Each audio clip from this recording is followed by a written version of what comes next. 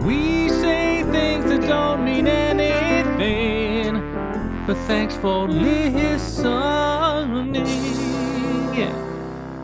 Hello, everybody. Welcome to We Say Things, episode 67. Sunshine here with Cinderin. How you doing, big boy?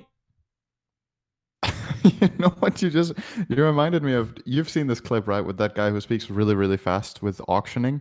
Yeah. It's like what is it? It's actually an auctioning championship, right, in the US. You can be the best at anything in the US, I think. There's actually just a competition for absolutely everything. You can be the best at being the worst, right? That's definitely you win that one. Congratulations. Cinderin, thank you so much for that compliment. I'm just very happy to be the best at something. That's all that really matters. Yes, of course. It's you should be. Speaking of the best being of a dick everything, isn't easy. Being a dick is very easy, being actually. The dick. The dick, though. That's another story entirely. But before we get started with the episode, as per norm, our patrons, our beautiful In Bruges tier, we get to say their names out loud. I'll take the first half, Cinderin. So thank you to Real Life Papega, Nate Thick001 Hamscroats. What the fuck? Okay, that's the weirdest name we've gotten so far. Hamscroats? Okay. I pinched the tip of my penis to enter Ultra Instinct. Bacon, no, not that bacon, the other bacon. Lick, Puco, and then in parentheses, I support the Broomhead. Oh, we're getting fans now for the Bens. That's right. Like Tickles, Shark TM, Hoey988, Xbox Sex Enthusiast, Freshly Seasoned Goat Balls, Change Will Happen, Poop Feast 420, and Do You Like Tony Parker? And the answer will continue to be absolutely not. He cheated on Eva Longoria, and he's scum. See, so here's the thing about this. I like that he just keeps this name, and you have to say no every week because it reminds me of In Bruges. Oh. It's great. It's like a second running thing. I love it. Yes, that's great. All right, Ben Broomhead has a broomhead. Ben Jackson is superior. Yeah. Dop Chosnick means garlic. Fane_man. Okay, here it is. Ben Broomhead is a man of the people, supporter of the podcast since the very beginning. Ben Hamming probably hasn't seen In Bruges. Why is he called Ben Hamming? There's a lot of Bens. I've lost track at this point, if I'm being honest. Pitch Black, Fellowship of the Ping, DG, Terry Tip, Wooden Aftertaste, Dun Talk, The Coward, Dyslexic Lawyer, Anonymous, and Runny Keel. Thank you guys so much, as always, for your In Bruges tier support of the podcast. It really does mean a lot that you keep supporting this. And of course, if other people are interested in chipping in, there's different kinds of tiers. And you can find them all at patreon.com/WeSayThings and see how you can support the podcast if you're having a good time. Very good, Cinder. But as always, it's completely voluntary. And there's no, there will not be any podcast content locked behind it. You know what's not voluntary is you watching In Bruges. I feel like you have been mistaken about what this is all about. I was actually thinking about this. I probably should have brought this up at the end, but in case I forgot, I think, and who was telling me this? I think we got a suggestion, and I never really thought about it. Maybe we did. I don't know, but you tell me. Once the whole COVID thing is over, let's just assume it's over. You watch In Bruges, and as a celebration, we both go to Bruges and do a podcast there, do an episode there, which is a much more travel for me than you. I would love to go to Bruges. It looks super cool. What do you think, Cinderin? Is it a date? I mean, going to Bruges sounds cool too, though. But do you have to go? That's very, very nice. Thank you, Cinderin. Thank you. You know, Cinderin's invited me many times. I'm trying to take your number one dick position. You can't beat this dick. Working my way up. Yeah, you have to work way up, Cinderin. Yeah. Okay. So, hear me out here. If I actually watch In Bruges, every episode in the future will be 30 seconds shorter. That's right. That's something I don't think people are willing to sacrifice. I think they want me to not watch it. You know, we could because they love that we talk about In Bruges every week. Think about how many more people end up watching In Bruges because I don't. Because now we talk about it every episode, so people realize diminishing returns. Imagine if every 2 months, let's say, we talk about a new movie you need to watch. Because first of all, it's just Wait, for so your you're sanity. saying if I watch this, you're going to tell me new stuff I have to watch? That's correct. So what's in it for me? This just sounds like you're giving me homework. Great. You're giving me homework. Homework to watch movies that are entertaining you? What is wrong with you? Good Give me some math questions instead. I'll give you actual homework. Holy shit. Good God. Anyway, once he watches that, which will never happen, I will go to Bruges, or I will go to Bruges. I will go in Bruges, even without Synderen, even if he doesn't agree to it. I will do a solo podcast. I'll call up Slacks remotely. He'll be the guest. It'll be really bad. Look forward to that. It sounds like the best episode ever. It has Bruges and Slacks in it. They can't possibly be any better than that. It's like a fairy tale, Synderen. You would not understand that reference because you haven't seen in Bruges. Okay. No. So here we need to move on with the podcast, Shannon. And as you know, my second most favorite thing after in Bruges is, of course, basketball. Oh. And therefore, I think you've got something special for me today, and I just can't wait to hear about this. Yeah, so I was debating whether I wanted to update people on how the NBA was going. I feel like there's no point in doing that until the first round is completely over. Then we can talk about the storylines, because there are some very interesting storylines. But something very interesting did happen this week that has been a kind of a developing story over the last year. So, and even you might be entertained by this, Synderen. Not entertained isn't even the right word. Just shocked, appalled, whatever. Okay, that's possible. So the Toronto Raptors. Have you heard of this team before? Yes. Okay. I really like Raptors. I agree. Actually, yeah. It's a pretty cool animal. Good. I'm glad that we both like dinosaurs. They won their first ever championship last year, and we talked about this, actually. It was a huge upset against, quote-unquote, one of the greatest teams of all time. Of course, injury did play a role, but we're going to forget that fact because Kevin Durant is a little bitch. But aside from that, Synderen, Toronto Raptors win their first championship, and the moment this happened, their GM... his name is Masai Ujiri, okay? Everybody greatly respects this guy. If you listen to him talk, he's like super cuddly. He's like such a nice guy, like a very kind soul.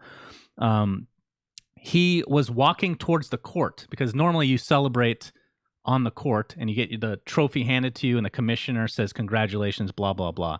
This, of course, was in Golden State, a.k.a. San Francisco, or I guess it was Oakland. And he's trying to get on the court, and he gets into an altercation with a cop, okay?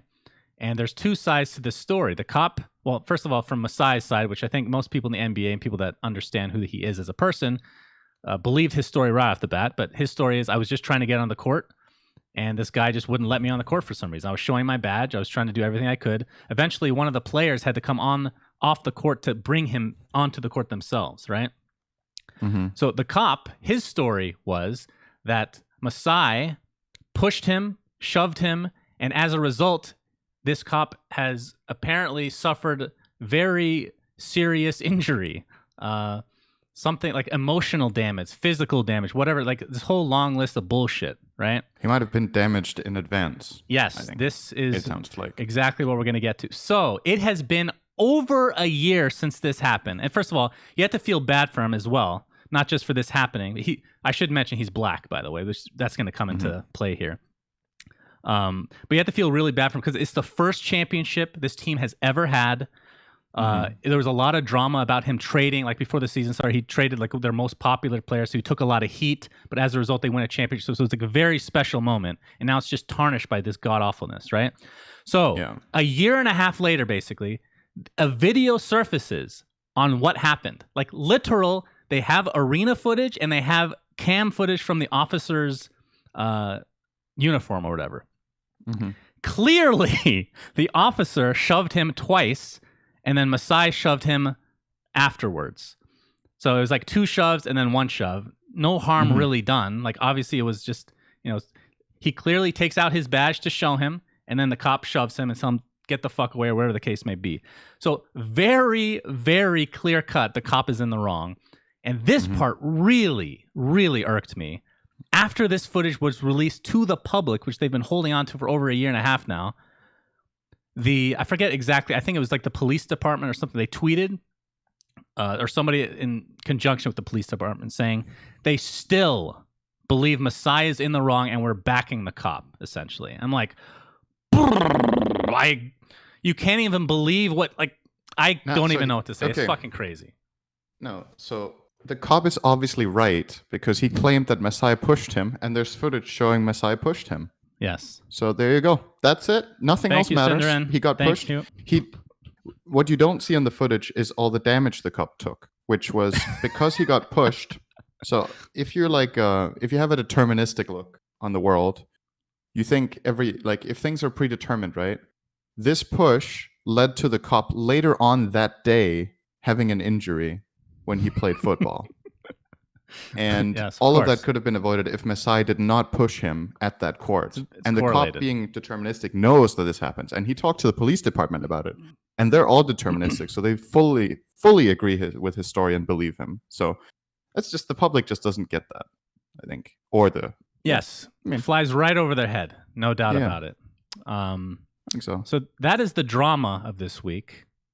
The fact that they've had that footage for a year and a half is actually mind-boggling to me. Like, as clear-cut as it gets. That's the weird thing here, is if something becomes that big of a thing, how does that not get released? Like, did someone try to cover it up? Were people really trying to, were they running analysis on it for a year and a half to make sure it wasn't another person pushing another person? There's no excuse, so I think, is the moral of the story here. I don't know. But weird. It's also typical, which is also sad. So, but okay, so what's going to come from that then?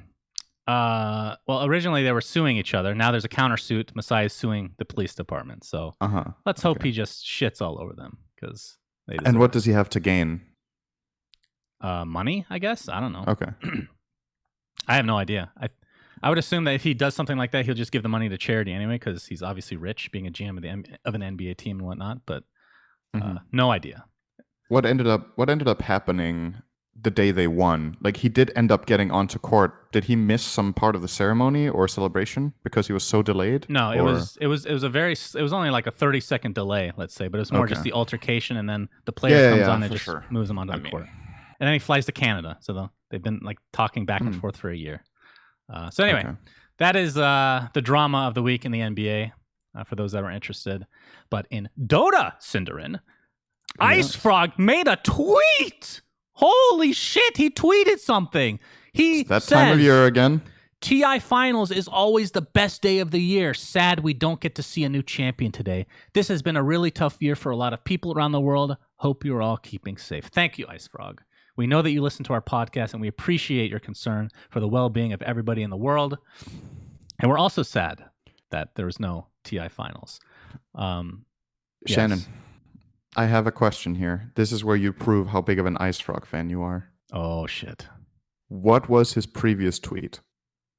OG. He retweeted OG of the Champions.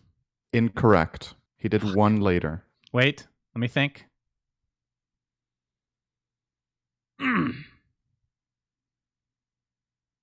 He did one later. Yeah. There's been one tweet between OG winning TI 9. Jumping the gun there. Between OG winning TI 9 and this one. I'm not looking at chat. Can I get a hint, Cinderin? No. I'm going to remember the moment you say something. I can give you a hint. Okay. It's music. Music? Okay, I have no idea. What is it? He tweeted the Mango song 1 hour version by Weeble Stuff on November 26th. Okay, I did not know that. I feel like I would definitely have remembered that. Fucking random. I love it. Like, he only tweets big TI stuff, and then he just randomly tweets the Mango song for 1 hour. He's a memer at heart, it seems. He loves mangoes so much that apparently he puts it on par with TI. Can't blame him. Mangoes are delicious. That's great. Yeah. But that tweet was followed up today by, well, I guess technically yesterday when we're recording, by the official Dota 2 Reddit, or Dota 2 Twitter, saying, in following how the pandemic has been developing globally, the recent increase in the unpredictability of COVID-19 means we can't yet commit to new dates for TI-10 and the DPC. We share your eagerness in returning to these events and will announce updates as soon as we can. Yeah. So not a big surprise, but good to hear that they're alive, I guess. So interestingly, I read the thread of this on Reddit, the thread of this on Reddit, and the response to this post is really polarized, actually. Really? Okay. A lot of people feel like this is almost a non-post because they're just acknowledging that there's a pandemic ongoing, but they're not like doing anything because of it. It's not like, okay, there's a pandemic ongoing, so we have to postpone TI10 indefinitely. As a result, we're extending the battle pass, or we're going to run online leagues, or we're going to try to talk to tournament organizers to get content to you guys while we wait for TI to happen. It's basically just saying everything with DPC and TI is just postponed until we don't know when. So people feel like there's a lot of uncertainty and that Valve could step in and ensure that there is content, basically, which is what other games have done, right? Where the developers are more engaged in organizing tournaments, or at least being a part of them, not necessarily organizing them top to bottom, but just reaching out and getting stuff done. And we don't know if Valve are doing that. It's entirely possible, but there's nothing being said. So people feel like, okay, well, what happens when we play is over? Like, what is when the Omega League is over? Like, what's left? Now that I processed that reaction, if this was any other company, I'm just speaking from my perspective, any other company tweeted what they tweeted, I would have the reaction that you're talking about. But because Valve never communicates, rarely communicates, just seeing a little piece of this, just a little nugget, that's what made me happy originally. But now that you've mentioned it, yeah, that is that is kind of weird that everybody else is doing stuff and they haven't really come up with anything. Like, I can understand that perspective. Like, it wasn't my reaction when I read it. I wasn't like, oh my god, Valve are doing nothing. Like, that wasn't what I was thinking. I was thinking, yeah, I mean, they kind of have to announce that they don't know when it's happening. A lot of people are excited. They're like, when is TI? And we just don't know. That's real and that's fine. But when you do think about it, like, what happens with Dota for the rest of this year? Like, what's left? Like, there's just a lot of uncertainty. There will be some random sporadic online leagues, but there will be nothing of the magnitude that Omega League has right now. Yeah, this could create a perfect opportunity for you and I to start casting Valorant, Synderen. Have you thought about that transition? I thought you were going to say we could do Captain's Draft, but yeah, we could also cast Valorant. I don't feel like burning a hole in my wallet ever again. So you don't have to host a LAN this time. It's still, where's that money coming? Nobody wants to sponsor Dota. Not to get all serious here, but that is an issue. But getting serious again. Our patrons could sponsor the tournament. Yes. We only need $100,000. You will get zero return on it. Get on it. It'll be a negative investment. That's true. If you want to spend money to see us do stuff, by all means. I mean, I would love to do I'm expecting so many emails after this episode gets aired. Like, there's going to be so many people that are hungry. Like, please let us sponsor a Dota tournament. Yes. I can just see it. I wish that world existed, Synderen, but I've grown quite cynical. But you're right. When it comes to it, there's no news on what's going to be happening. But they still have time. I think from Valve's perspective, if they're not ready to talk about what the plan is, I think that's totally understandable that it's still in the unknown. I mean, if you remember the time that they said that TI would be postponed and basically all the communication since, back then we didn't know August 25th that we would still not know. Like, we still have no clue, right? Yep. Like, nothing's changed. Like, some parts of the world are a little bit better. Some are worse than ever before. They don't have a plan, and I think that's actually okay. But they do need to get a plan. I agree. I agree it's fine. I mean, nobody can predict this stuff. So you don't have to organize a full plan B or plan C where you're like, well, if the pandemic runs for another 6 months, this is how we're going to entertain our audience these 4 months. But, as you're closing in on the original TI date and you can see there's no end in sight, you could have the perspective that, okay, maybe it's time to at least plan something. Yeah. And maybe they have, but they're just not ready to announce yet. And maybe they haven't. And then they're just hoping that organizers will keep everybody entertained when there's no DPC. And that one is tough, right? Because like you said, what can the organizers really work with? I feel like WePlay's in a very unique position here with how much they have invested into this tournament, and most organizers just can't do this. They can't make a product like this right now. It's just not feasible. So, I don't know. It might be the best time ever to be a streamer the next 6 months. I feel like ESL could probably because there's no tournaments, right? More stuff. Maybe they could, but there's not many. At the same time, can and should are two different things, right? I mean, they're profit driven. If they don't think it's profitable, then why would they, right? they've run tournaments in the past. Tons of tournament organizers have run tournaments in the past at a loss, and you can't keep doing that. And if now is even worse because you can't get big sponsorships for lands, maybe the expenses are way lower. Of course they are, because you're not paying for all the flights and hotels for the players and talent and whatnot. But probably the sponsorship pools you can get are a lot less interesting too, because there's no live audience. You don't have those profits to work with either. Don't know. I think it's very like from a specific. Sponsor perspective, lands are so much more valuable than online stuff. Yeah. Just being able to have a product literally on the desk, like, yeah, you could have it on camera, but it's going to look like absolute shit, you know, because nobody's going to have the same setup. Yeah, you could have green screen. It's just online is harder to make products look good. So there will be less to work with. Okay, so we'll see if in the next... I mean, here's the thing. The Battle Pass ends September, whatever, mid-September, late September, whenever it is. By that point, Valve needs to say something about what's going to happen. Because I think that is like literally their time limit. I would be personally like, not that it matters to them, but I would be pretty disappointed and probably a little surprised that they haven't said anything by then, because that's like the point of no return almost.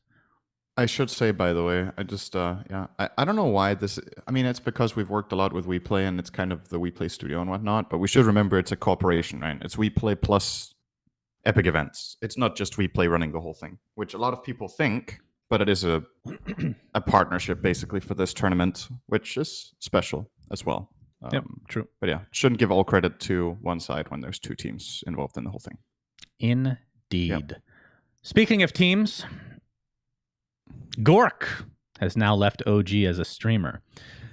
This is what he twit-longered.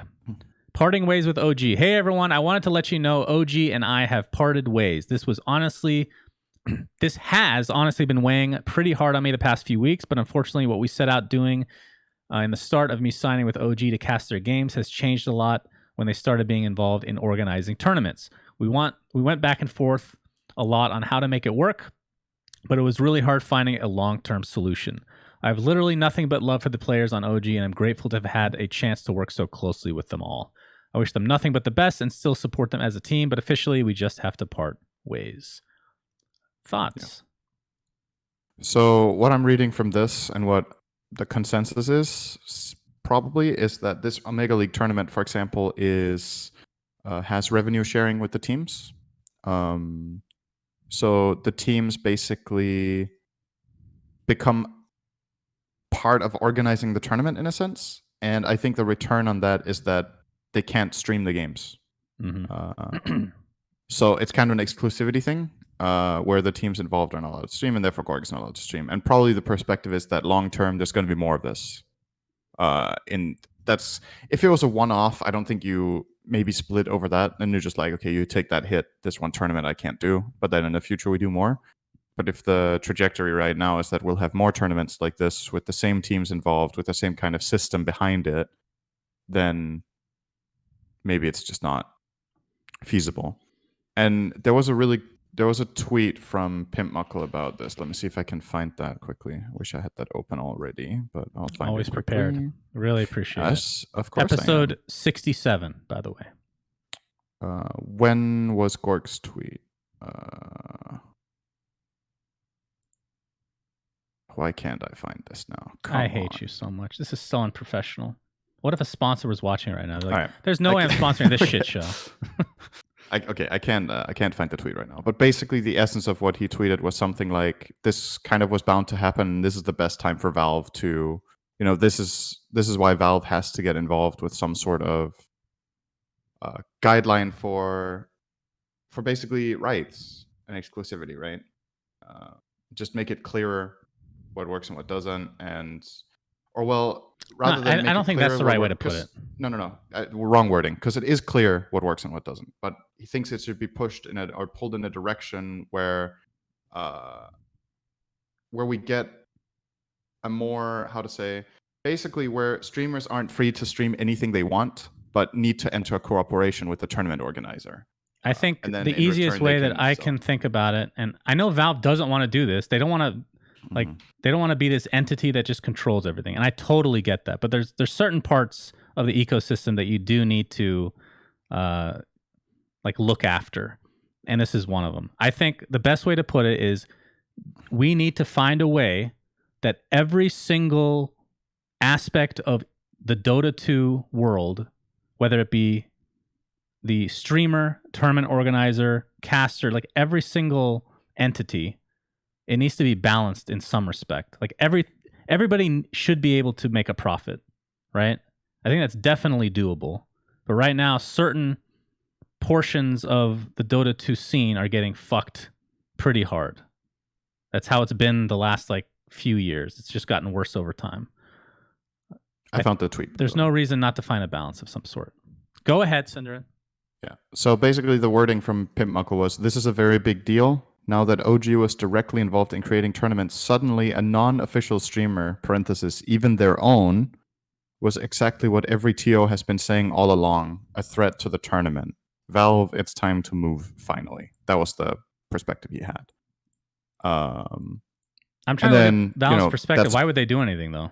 That spawned different discussion, right? Like, I'm not going to say whether he's right or wrong and what everybody responded with, but that was the tweet that stood out that I saw in relation with this. And I mean, it's back to the old discussion, right, that you just talked about, where how much should the tournaments have and how much should the streamers have and what should Valve do and what will they do, right? Because, I mean, we can have our opinions, but that doesn't necessarily mean it aligns with a good move from them, right? Yeah, I think our opinions have not changed that Valve should do something to make it a little bit more balanced overall. But I think, I guess the part I disagree with Pimp Muckle, I think he's just, he's implying this, right? That Valve needs to do, I mean, I agree. I don't think that their perspective will have changed. Like, what tips them over into that direction? Nothing's changed from their side. Like, if anything, it's going exactly as planned because now tournament organizers and caster or streamers are technically working together. Right? Well, they aren't if he specifically isn't casting the games because... Yeah, but they're respecting their wishes, right? Right. And now you have teams taking revenue of the tournament. That's what you mean by working together, then yeah. But again, I'm not saying this is a bad arrangement, like long term. I have no idea what the numbers are, but I know for a fact that this is going to be less money for the tournaments, right? Which maybe doesn't matter for WePlay, but for little old third-party tournaments, it sure will, you know?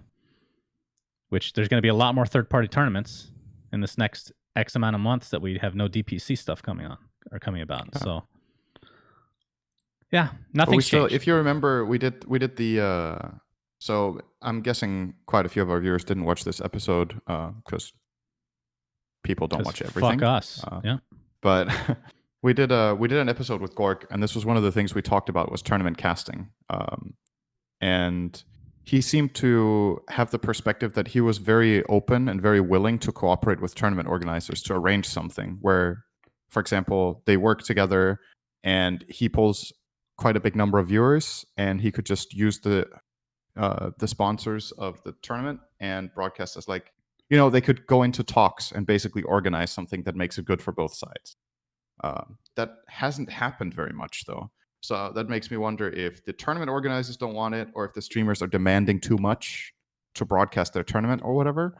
But ideally, it sounds like a good solution to me where basically the tournament organizer can now pitch to sponsors, hey, we have this big streamer casting the games and he will use the overlays that we want. So you get the reach of the sponsors and therefore we can just sell higher viewership. Because especially like on some third-party tournaments, Gorgc or Bulldog will have more viewers than the official stream. Mm-hmm. And it's not a given that they will. It depends how much money the tournament organizer uses on production, on premier tier casters that people really want to watch for.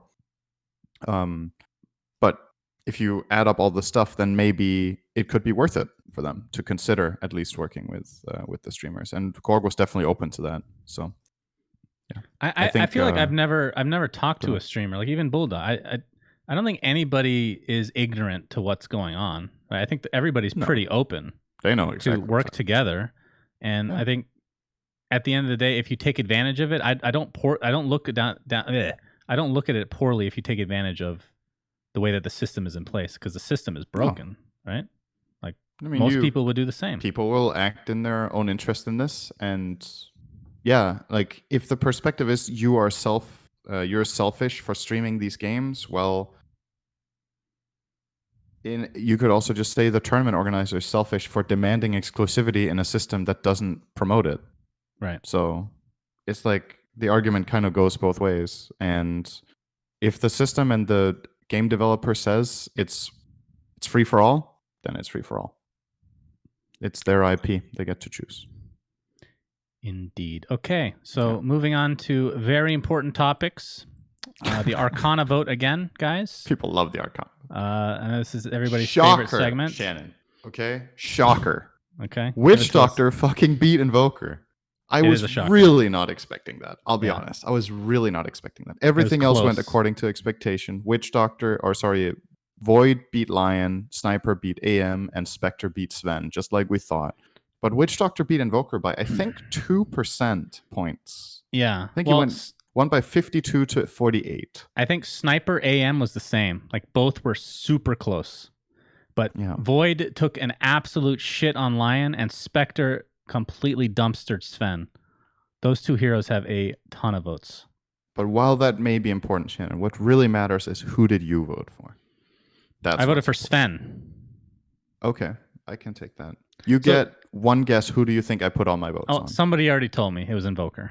Oh, well, somebody told me on my stream. And like, it makes sense because Cinderin is a very logical person, and he understands that if you're looking at it from a cosmetic standpoint, what hero has the most to gain from an Arcana? And of course, it's Invoker. It's equivalent. I also love the hero. It surpasses Rubik as an Arcana, like in theory, right? Mm-hmm. The problem, though, Cinderin, the problem is if an Arcana comes out for Invoker, what happens to Persona? You can't use the Persona. I know you don't use it, but for people that do. Yeah, great. Less fucking shit kid Invoker. That's great. You know? All right, so anyway. Maybe the Arcana could have different voice acting too, and it would be really good. Yes. You just hate kids. We know you hate children. Jesus. So it's going to be interesting generalization. I have a plea here, okay? Okay. Yeah. I don't care that much about who wins this overall. I just really don't want one hero to win. Do you know who it is?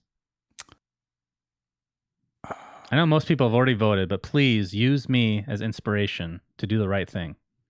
You don't want Spectre to win. Correct. Put all your votes into Witch Doctor. Spectre has the least to gain on Arcana. Let's look at it from a cosmetic standpoint again, okay? First of all, Witch Doctor is the only support, so that's one reason to support him. Yeah. I mean, that happened with Ogre, though, right? Ogre won the vote, but in my opinion, not really one of the greatest Arcanas. I mean, that's Valve. What does that have to do with the Ogre? You could have put 3 fucking heads on him. You could have made a third head his testicle. You could have done so many different things. They put him on I don't know if that would have made him better, though.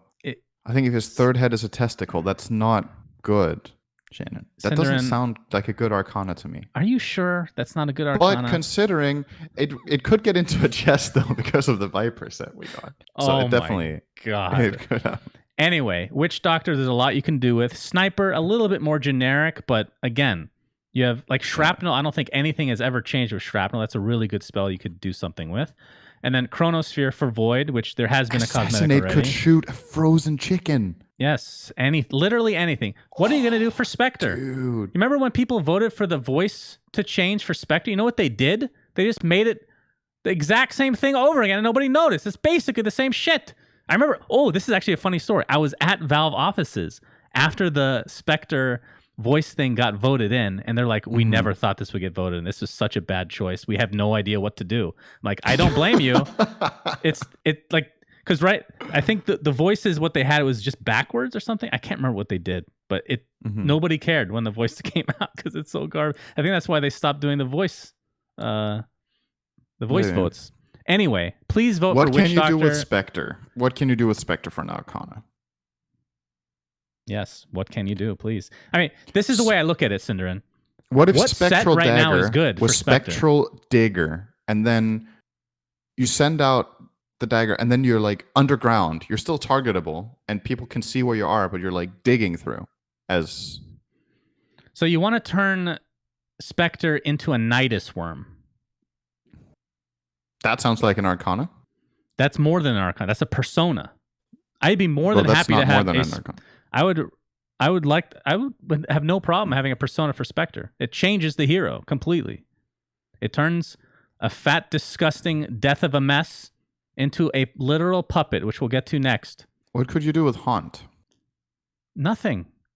Haunt is just your illusions. Let's move on then. It's There's garbage. Not much to do. Please do not waste your vote on Spectre. For God's sake, I play Spectre more than any of these heroes that are left. I still don't want this garbage cosmetic. Please. Who do you want to win? If it was my choice, honestly, I don't know why I feel sorry for him, but Faceless Void just should win. Yeah, I think I would pick Void out of the final four as well. I would want him to win. And then it's a tie between Sniper and Witch Doctor. I'm not sure who I have as second, but either one. Spectre's dead. I mean, I was actually looking through all the heroes, literally all the heroes. Spectre is actually the bottom on my list. And she's made it to the fucking semifinals. Of all heroes? All heroes. Wow. She beat Morphling, who is basically 2D. It's a 2D fucking block. It's from Minecraft. And Spectre beats him. But half the game Morphling looks good when he uses ult. Why, because he turns into somebody else? Yeah. He has good models all the time.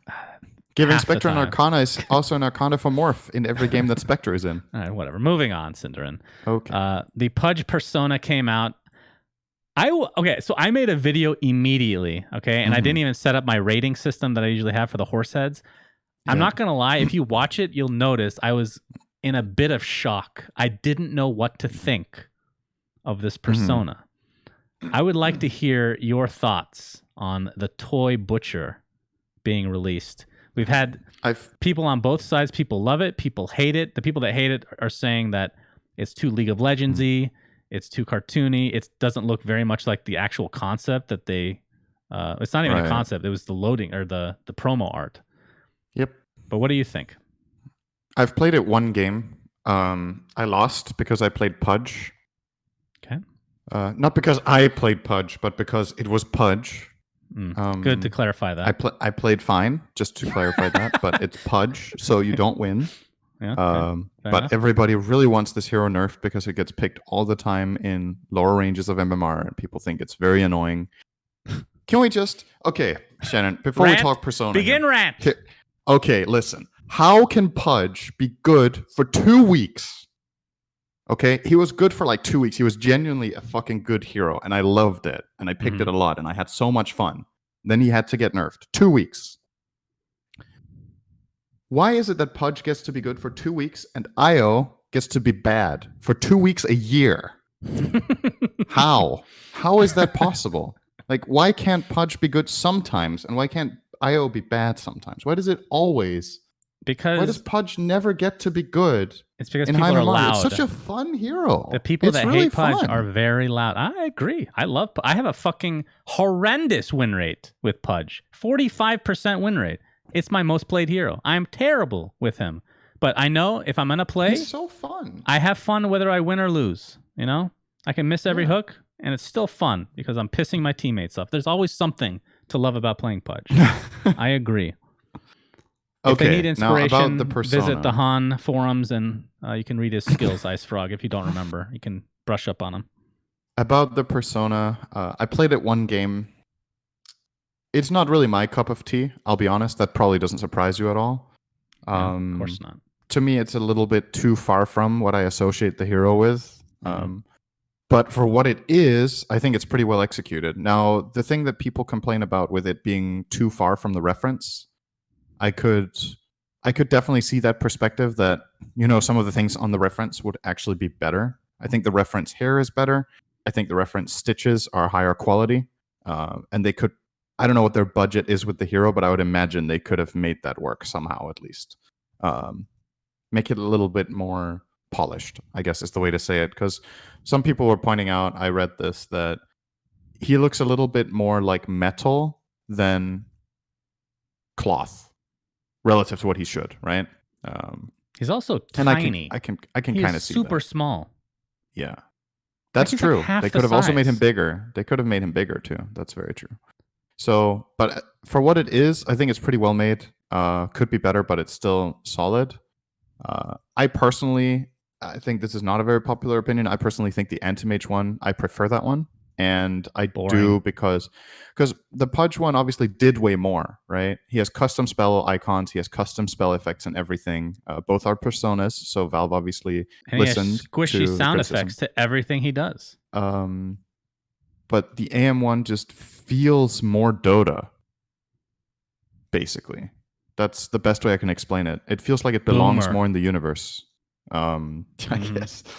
But yeah, the Pudge one, it's still, I can see it's fun and very different, which is a good thing a lot of the time. So yeah, I don't know how to rate it though. Like personally for me, I don't like it very much. But I don't know what you do, right? Like what persona do you make on Pudge that I would love? I don't know. Because I think the original Pudge is just cool. You know, I really like the original Pudge. You make him a fat mess of a woman. That's what I was expecting. If anything, I would love to have a woman Pudge. That sounds fucking awesome. Like the what are they called? There's like a type of enemy in Dark Souls 3 that this really would remind me of. They smack you with a book. Oh, what are they? I mean, the enemies don't have names. I'm sure the audience will know. The ones that play the game will know what I'm talking about. He could look like those. Yeah, he's sick. That's great. That's great to hear. Yeah. As for what I when are you playing Dark Souls 3, Shannon? You never play what I say you should play. You should play WoW Classic. I've played WoW before, like I told you. Not interested. Yeah, but you didn't play WoW Classic. I mean, I played WoW when it first came out. That's WoW Classic. Right. So for me, I still don't have an opinion. Honestly, I don't think I ever will. First came out. What? You didn't play WoW when it first came out. I just want to get this conversation over. I'll just say whatever you want. That's a good way of ending a conversation. Just lying and moving on. There's something for you all to learn I get from. by with it. It's fine. I don't know what to think, Cinder. What do you think that what my opinion should be based on everything you know about me when it comes to cosmetics? My guess for how you would score that would be 4 out of 5. I gave it a 3 out of 5 because I was just so confused. Okay. I was just like, it was a cop-out answer, and I don't know. I don't think I would use it over my normal Pudge cosmetics because there's so many cool Pudge cosmetics. The fact that they don't change rot bothers me. The fact that it's super tiny bothers me. The fact that there's a literal sound effect for everything you do that sounds like if you have a dog that's just loose finding their fucking toys under the couch, like constantly Do you like squeaking. The sound? Do you like the sound of the hook?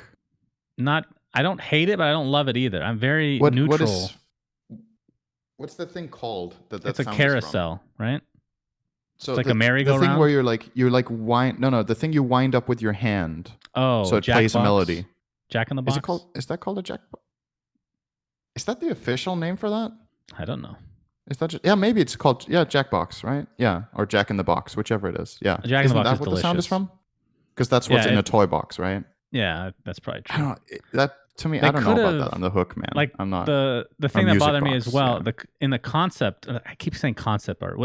Technically, that's not concept art. That's a promo art that they had on the Battle Pass.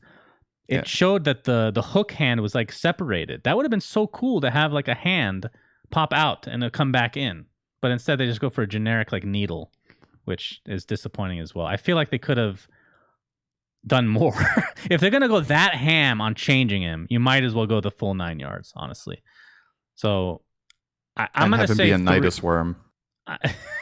Yes, that's like 80,000 yards. Imagine this worm just comes up behind you and starts eating you, dude. What is up with you and worms lately? Anyway, I'd give it a 3 out of 5. I'm gonna stick with that because there's no way I can give it the same as Anti-Mage. I hate the Anti-Mage one. It's so boring.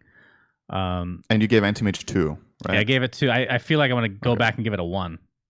Really? Damn, that's harsh. I really don't like it. There's real people that made that, Shannon.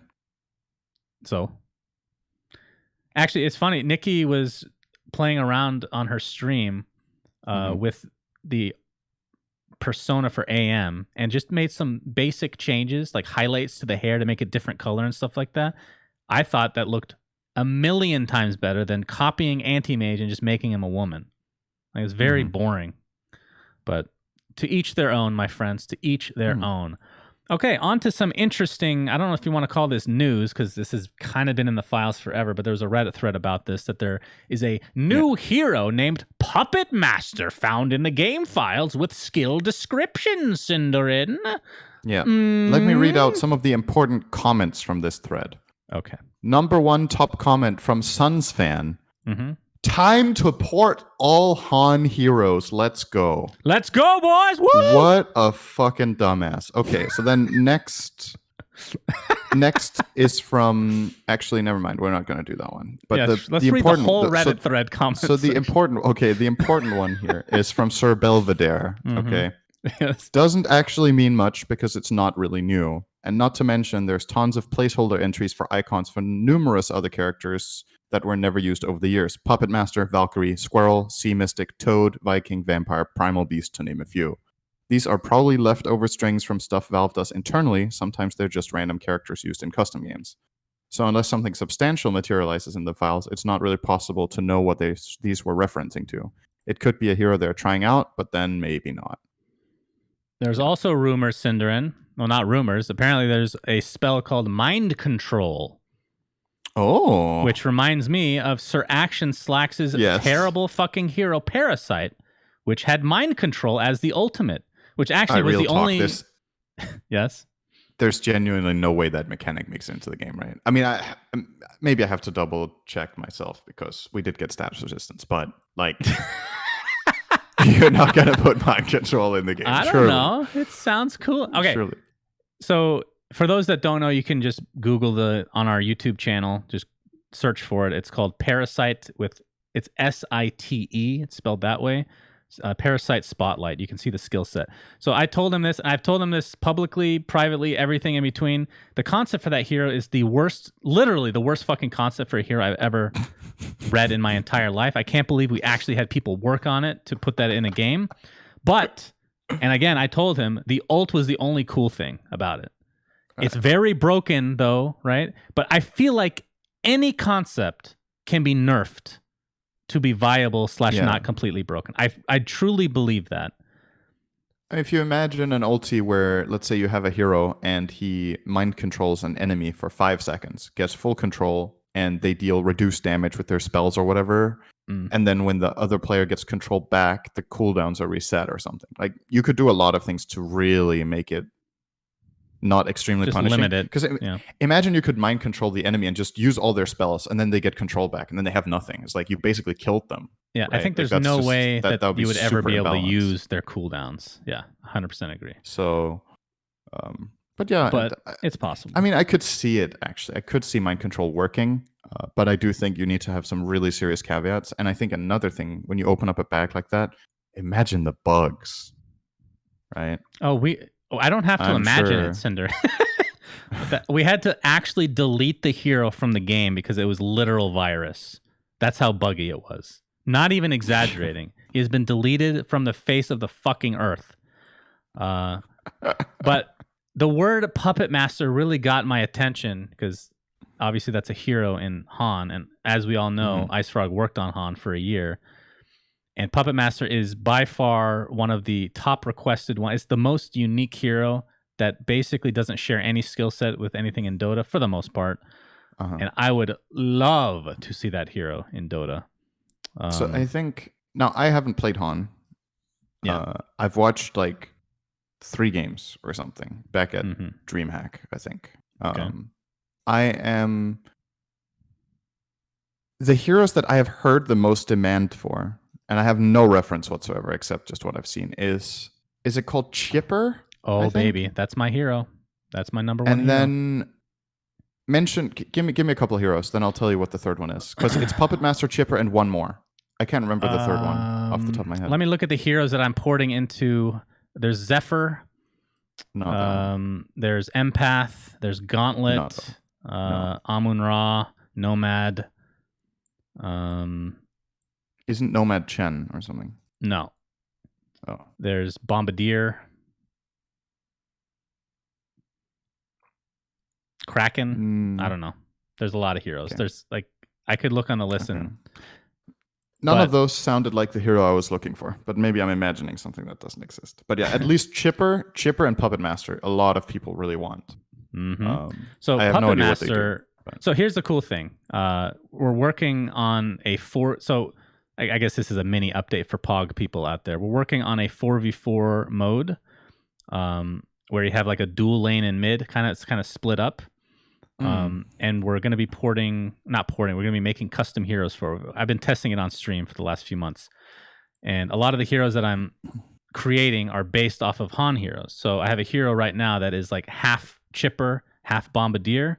That is going to be fucking awesome. He feels amazing. Puppet Master though is one of those that I haven't done, and I don't think I will, because I literally can't think of a skill to replace for any of his stuff. He's so unique. He's a right-click intelligence carry. Does that exist in Dota? Like Lina, kind of, right? Like it feels like such a unique thing that would be awesome for the game. I think they would have to port the Harken's Blade item, which we've talked about before. It changes your attack to magical for a hero like that. There's so many cool Han heroes. Please, Valve, I'm begging you. Like, you don't even need to change them. Just buy the rights. Like, they'll probably take like $20 at this stage. The game's dead. Please get these hero concepts. Begging you. So good. So we'll see. Looking at the int heroes, I think the closest int hero we have to a carry right now is actually Nature's Prophet. Okay, sure. Probably. Nature's Prophet can be built as a right-click carry, and he does in quite a few games. Silencer, maybe. Yeah, Wind Ranger. Silencer. All right, there's a few. There's some that can, but yeah, it's not like that common, I guess. All right. Yeah. Moving on, Cinderin. So, update for all the people that were interested in the Fall Guys Battle of the Brands. As of this recording, apparently we have 1 week to go. The current highest bidder, I'm going to sound like a goddamn idiot for not knowing who the hell this is, FG Teve, apparently the #1 YouTube gaming channel, has bid $422,222.22 for whatever they want to put into the game. All right, I just checked out their channel. Yes. And I hate it. How many subs do they have? Is it actually a big channel? It must be. 6.56 million. 6.50. Okay, so it must be based on views and not subs, right? Okay, hate it might be an exaggeration, but it looks like your classic YouTube channel with like clickbait thumbnails. Clickbait thumbnails, and it's like who would ever do clickbait titles? Pranks like, and real life things, and it looks like it's primarily targeted at kids. And as you have established earlier, I apparently just fucking hate kids. So you do. Therefore, I can't like this. Is that why you won't play Valorant, Cinderin? Yes, because you're being a kid about it. So I don't want to play with you. That's why. Oh, that's not very nice. Shannon, I don't actually like this narrative. I have nothing against kids. You started the narrative by saying you want to destroy the voice actor for Invoker. What? Okay, you said it. That is a tabloid headline right there. That is absolutely not what I said. I have grown to love clickbait based on the history of We Say Things. As you guys know, we use clickbait titles and we use them ironically. And then if we don't use them, we actually lose viewership. So now we use them ironically and unironically at the same time, Cinderin. Isn't that the beauty of the world to come full circle like that? How can it be both ironic and unironic at the same time? Anything is possible. Okay. Now, let me ask you this. Are you surprised that it's gotten to 422,000? No. How high do you think it will get to? By next week is the deadline. I don't know. What I thought was going to happen was that the top bidder would be a corporation, basically, not a YouTube channel. I thought somebody from, I don't know, like, the classic, like, the corporations that really try to stay in touch with the younger demographic, like Wendy's, for example, would probably be a great, like, would have been one of my guesses for somebody that could have invested into this, because it's, it's a promo move. It's a way of staying in touch with the youth. This game is all the rage among, I mean, it's not just the young people. It's a lot of different, like, it's not a demographic, how to say, it's not like Fortnite where a vast majority of the players are very young. I think, at least that's my read on it. I think this is like very broad. I haven't played it, but I want to play. And I've seen a lot of like. Cinder, is there a reason you haven't played? Are you playing World of Warcraft still? Is that still happening? Shannon, is that still we'll the save disease this for next inside episode. you? We'll save it for next episode. Okay, fair enough. But yeah, I thought maybe a brand of that kind would step in. Like, all right, let me ask you this, because I wish I had the full list of all the people that have bid so far, but I noticed a couple. I won't name them, but do you think it's a viable strategy, knowing that someone will probably outbid you, to just put your name in there, even if you can't afford it, for publicity alone? Do you think that's a real play? Time? So let's say you cannot. Let's say you bid $100,000 and you cannot afford it. Let's say I bid $100,000. I cannot afford that, but I'm doing it because I know somebody's going to outbid me, and it makes me. It's like a PR move. It's an advertising move for myself. You know what I mean? It sounds like a gamble. But okay, so what happens if you do get the highest bid and you don't want to pay? It's not a binding contract. Yeah, then I guess it just goes to the second highest, I suppose. Although maybe then you get publicly shunned. You get publicly shunned. There's the public, the PR aspect to that. I can't remember if they actually signed contracts before or after. No idea. Not sure. Okay, so that is we'll have the final update, I assume, next week. Just 1 second before we finish that topic. So I'm just trying to figure out. So this FGT thing says that it's the #1 YouTube gaming channel for a couple years straight now. Does that probably doesn't mean it's the #1 most viewed? It's probably just self-proclaimed, or I mean, considering that is it the #1 most viewed? Weird. Because it could either mean that it has it could have the most views out of any YouTube gaming channel on uploads. I'm not talking about streaming, but on uploads. If they upload a lot, right? If you have 5 million subs, but you upload 10 videos a day, and people watch that stuff. No, it's just as an example, right? Because there are some really big gaming channels on YouTube that are much bigger than that in terms of subscribers, and I don't know about their stream. Like, maybe it's the stream that's the most viewed stream. I don't know. But anyway, never heard of it. Don't know what it is. Me neither, but now everybody's heard of it, right? Because we just brought it up, and everybody watches/listens to this amazing podcast that we have self-proclaimed to be the best podcast in any esport, period. Speaking of the greatest esports, period, League of Legends has a new... I refuse to say the C word. A new character... It is another C word character. No, you can't say that. A new champion. No, I can't. That's the C word, though. I know. I just said the C word for you. Champion. You know, I am so happy Valorant does not have champions. They call them agents. That makes me so much more willing to. Why do you hate champion so much? It's just, it feels dirty to say. I don't know.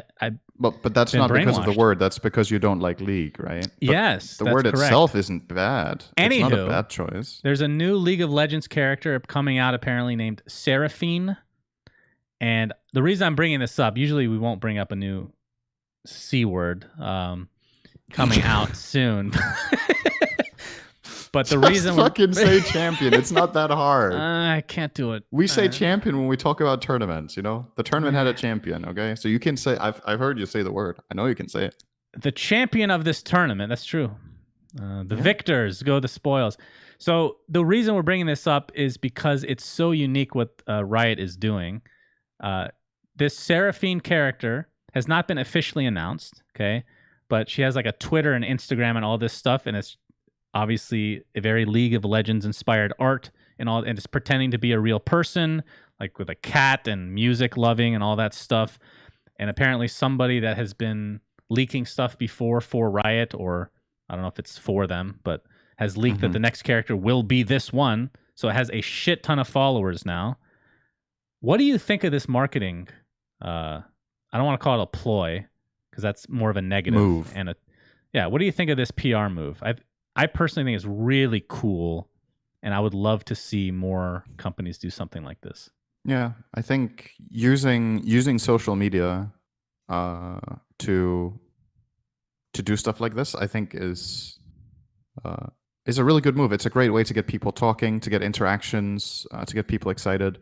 This reminds me of, I don't want to say it was the first show that did it because it probably wasn't, but I just remember Community having a social media presence where some of the characters would have Twitters and they would be referenced and used in the show, right? And you could find them and they were real, which I thought was really, it's like, you know, funny and cool. And I think for something like this, it's about staying in touch with the audience, right?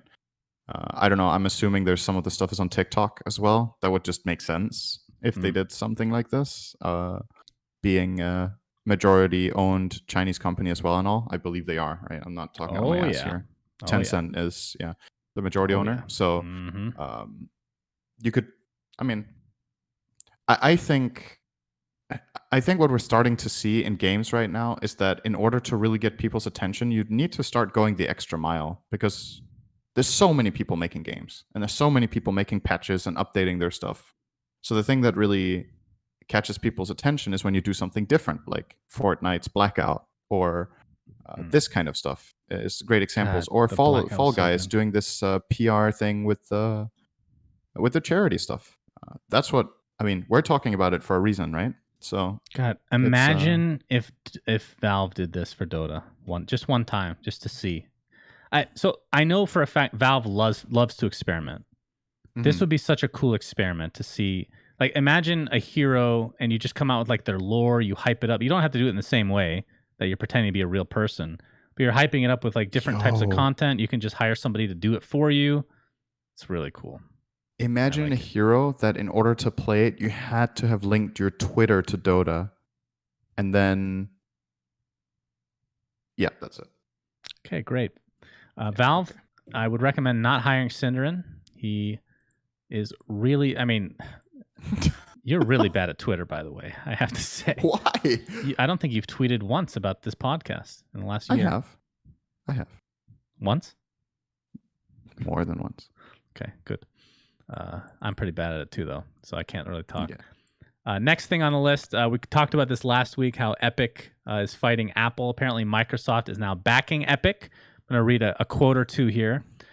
This is from Microsoft to the courts. Apple has alleged a breach of only one such agreement, and that agreement does not govern Epic's access to developer tools for the Unreal Engine, the distribution of apps that are used for development purposes by Unreal Engine licensees or various other Epic developer program accounts, writes Microsoft. Instead, the breadth of Apple's retaliation is itself an unlawful effort to maintain its monopoly and chill any action by others who dare oppose Apple. End quote. And then followed up. Wait. In the, yes. We need Gilbert Gottfried. Oh my God. Nobody wants to hear him, dude. To read out our patron shoutouts. What the fuck? You just reminded me of him the way you read this out. How does that sound like Gilbert Gottfried? That's such an insult. Because it was super overdone. You know what I was thinking it was? It sounded like the American forefathers, you know? It sounded like back in the day. You have a very, very... The independence of the United States of America. I mean, they sounded like idiots back then. Let's be real. They talked like that while they wrote the Constitution. I mean, it would make sense. It would make a lot of sense. Anyway, not to go into that anymore. But our friend Slasher tweeted as of a few hours ago, by this recording at least, breaking news. As expected, the judge in Epic versus Apple has denied Epic's motion to temporarily restore Fortnite to the App Store, but has ordered Apple to not block Unreal Engine access. So that is I think that's kind of what we thought was going to happen, but it's good to see that it's at least official. I'm not sure what kind of ramifications, if any, Apple and Epic are still going to go at it. So we'll probably have to touch base in the future to see what ends up happening overall. What do you hope happens? What do you think is best for games? I think it would be best if Apple didn't exist. Okay, I don't think that's a likely outcome of this lawsuit. So probably what's your second best?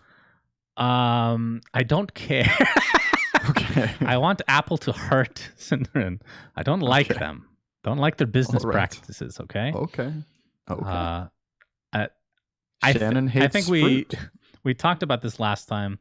I think both companies are being kind of like, pieces of garbage to some degree at least. But I think most gamers would definitely side with Epic because the way that Apple kind of, police their iOS store is kind of ridiculous in this day and age.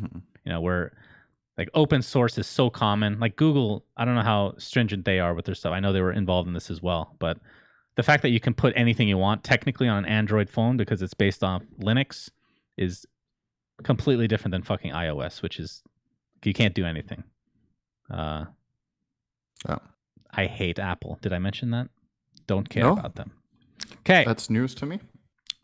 Last topic before we get onto the Patreon mailbag, Cinderin. Apparently, I don't know how accurate this is, but I figured it would be an interesting topic to end on. Scientists have said an exploding star likely caused the mass extinction on Earth for the dinosaurs, Cinderin. Wait, was that for the dinosaurs? Maybe I just made that up. Let me search dinosaurs real quick. This is before dinosaurs. I literally made that up. So one of the... It's before dinosaurs. So they've had several mass extinctions, and this one apparently was because of an exploding star, which I find very interesting. But the reason I brought this up, which now doesn't make any sense to bring up, but I will anyway.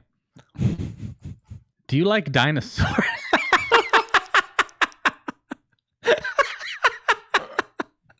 Yes, Shannon, I love raptors. Good. I'm so glad to hear it. Do you believe that the dinosaurs died to an asteroid, Cinderin? They died due to climate change of some sort, probably. Do you have a belief? I know that you're not, it's not going to be like, I 100% believe this or whatever, but do you lean towards any quote unquote, I think the going theory right now is the asteroid. I guess the asteroid changing the ecosystem. It's not like the impact that just killed all dinosaurs instantly, right? It was the following change in climate that probably did it, right? Okay. Thank you. It would have to be a really big fucking asteroid to hit everything, and then with the Earth even, Anyway. I mean, wonder how big. I mean, the asteroids don't have to. I mean, they're pretty big to cause a mass extinction, obviously. But mammals survived, Cinderin. A lot of species survived, but not beautiful. Actually, they're not beautiful. Dinosaurs have feathers and disgusting. I'll just read out the subheadline of the thing you referenced here. It says, scientists are starting to suspect that an ancient supernova irradiated our entire planet, killing much of its life. Mm-hmm. The real question still remains, what if it had killed all life? Could it return, right? That's always the thing is, okay, does life just begin to exist, or has it always been there in some form, right? Yes, very philosophical questions here. Could it theoretically wipe out all life forms on Earth, and life would find its way back, or would that be the end? And because of that might be why they're saying killing much of its life, not all, because they couldn't explain if it killed all life how it came back. So it's easier to believe that a lot was lost, but not all. Maybe. Yeah, no, I would agree with that. Apparently, there is an asteroid heading for Earth, Cinderin. Did you know this? Isn't there an asteroid heading for Earth like every year, and then apparently they always miss? It's a bigger one than usual. Which it's always a bigger one than usual as well. So. Well, but remember what year it is. Okay. Yeah. It's 2020, Cinderin. Is it possible? Yeah, it's possible. It's always possible. You know, I always found it interesting. Here's my question for you. If an asteroid had to hit Earth, where do you want it to land? Right on my face. That's sad. I think it's technically it would do less damage if it was on land, right? I think that's proven. I thought you were going to say technically it would do less damage to humanity if it hit you. You're such a piece. You're a horrible friend. You're horrible. I hate you. But I always found it comical that we, at this stage, we can see the asteroids coming, but we can't do anything about it. So is it even good to know? Like, why tell the public there's an asteroid coming, guys? Okay. 2020 asteroid. We've named it already. It's good advertisement for NASA. It's like the hero or champion, in League of Legends. You get people talking. You're like, hey, there's an asteroid heading this way, by the way. You guys know who's keeping track of asteroids? NASA. Apply now. Yes, apply now, please. Maybe the asteroid won't end us all. Okay. With that, we'll go to the Patreon mailbag where we have 2 questions. The first one is from Pitch Black, who asked, I would have a question for the mailbag if that's okay. Do you think okay. It is Next question. Is okay? Do you think it's question, easier? Not okay. Do you think it's easier to learn League of Legends for someone coming from Dota 2, or is it easier to learn Dota 2 for someone coming from LOL? And then for some reason, he adds, I hope this question upsets both of you. Best wishes. Thank you.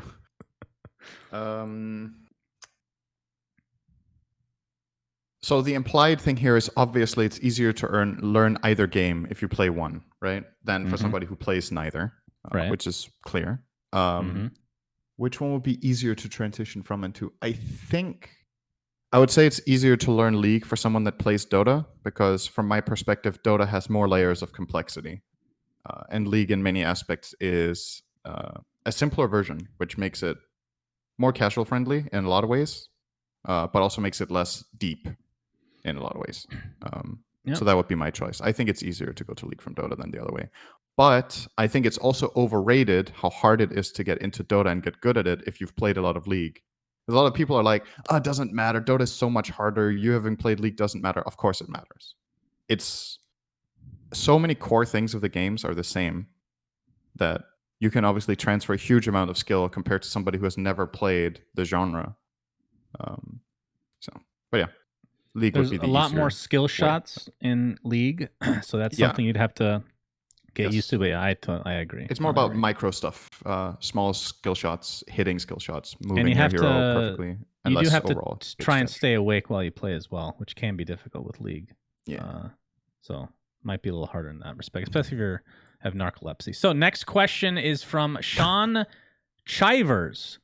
Hey, Suns fan and Cinderin. Not sure if this has been done before or if it's something either of you are interested in, but I was thinking of the mailbag question. You could do a ship of Theseus. I'm so ship bad. Ship of Theseus. Type thought experiment for Dota 2. The ship of Theseus thought experiment basically being, if I replace a plank of wood on a ship, is it still the same ship? If over 100 years we replace every plank, is it still the same ship? At what point does it stop being the same? For Dota, I guess it would be heroes, mechanics, map layouts, objectives, buildings, items, etc. How much would need to be removed or replaced for it to not be considered Dota 2 anymore? Love the podcast. Keep up the good work. So I think from my perspective, Cinderin, for it to not be Dota anymore is to release a cosmetic that turns a fat, disgusting pig into a puppet that squishes every time you use a spell. Thoughts? That was scary. Holy shit. That is a scary noise you just made. I can actually do a pretty good crying baby impression, but that will not be on the podcast. Do it? Nope, not happening. You can find that on my stream. I haven't done that in a while, though, actually. But... Cinderin, do it. Oops, I just shook my table because I got so excited. All right, what are your thoughts on this? Very interesting question. It's a philosophical question, right? Mm-hmm. And I think the answer, in a way, if this makes sense, the answer is the same for both, I think. It's like... your answer to when the ship stops being a ship. Bless you. Ooh. And your answer to when Dota stops being Dota is kind of just about how you philosophically think about it, right? I don't know. That's how I would say. So and what do you think? Would you agree with that, first of all? Well, of course. Yes. 100%. Okay. So let's think about the boat then, because I think that's simpler. Okay. Do you think at any point it's a new boat? No. So it's just the same ship the whole way, and you just replace planks, and it's still the same ship. Yes. Okay. So in Dota, if we replaced every single hero with a new one by one, and replaced the map with different trees, and renamed the game League of Legends, and everything, it would still be Dota. No, because you renamed it. It's a different game. Okay, we could rename the ship too. Okay, then it's a different ship. Really? So it's the name. Yes, it's the name that changes it for you. So let's say the ship is called Mary. And now you replace one plank, and now you call it John. It's a new ship. New ship? Yep. Are you fucking serious? What? Yes. 100% agree. Yep, totally. Where are we going with this, Cinderin? Where are you going with it? It's technically a new ship. You named it something else. You know, you change your name. You're a new human being. You know? I can't. What's your opinion on this, Cinderin? At what point does it become a new game for you? I don't know. I was following you the whole time until you say this shit about the names. It's fine. Just go with it. Yeah. I think I'm leaning to that way of thinking about it too. If you change one bit at a time until everything is changed, it is still Dota, I think. I mean, if you think about it, we've kind of almost gone there, haven't we? If you think about it, like So, okay, if you think back 15 years and you compare Dota back then to Dota now, I guess, there's still some items that are largely the same and some heroes that are largely the same, but everything has had changes and we still consider it the same game, right? Yes. But here's the thing that I disagree with. So we're talking about literal planks of the ship, right, as the analogy here. So for Dota, you can't say it's everything part of it, because with the ship, if you change the planks one by one, eventually it's all new planks, but I still consider it the same ship because it's still a ship.